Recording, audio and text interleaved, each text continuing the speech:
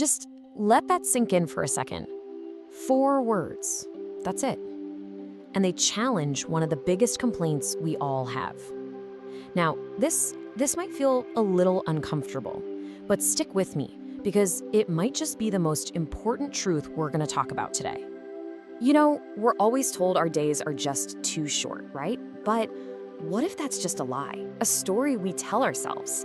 Today, we're gonna get real and confront the actual issue. See, this isn't about the clock on the wall. It's about the choices we make with every single minute we're given. All right, think about it.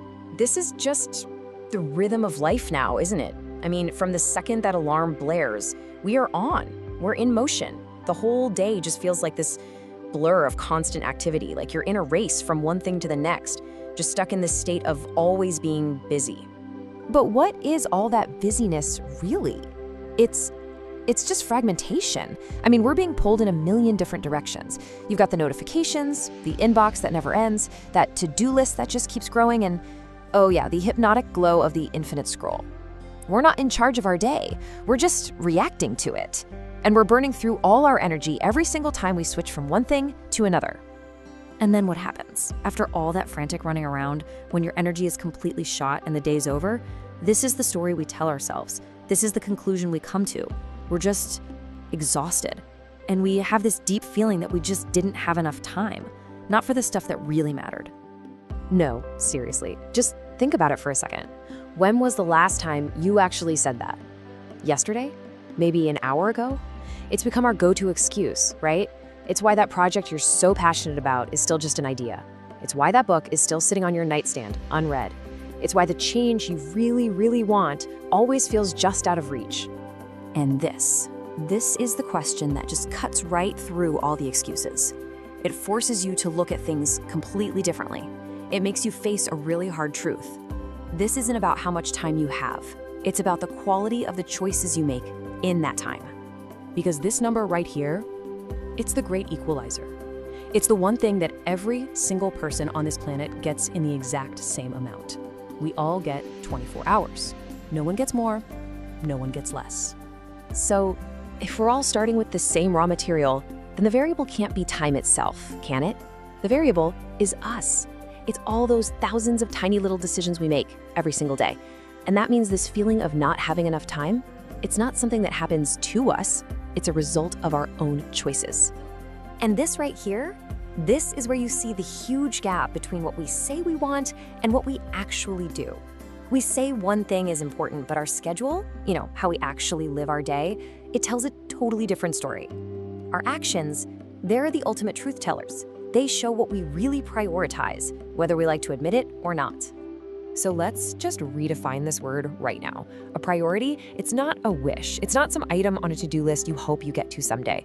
A real priority is a commitment. It's proven by your actions. It's the thing you actively protect from all the chaos of the day. Everything else, it's just noise. And here is the absolute core of the problem for so many of us. We treat everything like it's important. Every single email feels urgent. Every little request feels like it's critical. But when you give your attention to everything, you're actually giving your true focus to nothing. Any chance for real, meaningful progress it just drowns in a sea of distraction. Okay, so we've laid out the problem, and yeah, it's a deep one. But the good news, there's a clear path forward, something you can actually do. And it's not about finding some magical time management hack, it's a real framework for taking back control. It's a simple 3-step framework. Step 1, define. And this is all about brutal clarity. I'm not talking about 10 things or even 5.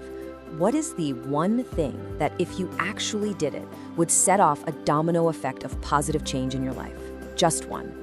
Step 2, schedule it. This is about protecting that one thing. It goes on your calendar first. It becomes a non-negotiable appointment with yourself before the rest of the world has a chance to steal that time. And finally, step 3, remove. And honestly, this is the hardest part. This is about subtraction. You don't just reduce distractions, you have to be absolutely ruthless about eliminating them. You have to create a sacred space just for focus. And this right here is such a critical mind shift. You can't just sit around and wait for a free hour to magically appear in your schedule. It's never going to happen. Time for what really matters, You have to create it. You have to actively carve it out of your day, and you do that by saying no to the things that don't. And this is where we finally realize we've had the whole cause and effect thing completely backward. We think we need more time so we can focus on our priorities. But the truth? The truth is, we have to change our priorities first. Only then will our time start to rearrange itself to match what we actually value. That internal shift, it has to come first, always.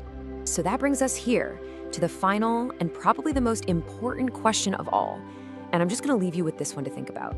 Be brutally honest with yourself. What is that one thing for you? Because just naming it, that's the first real step.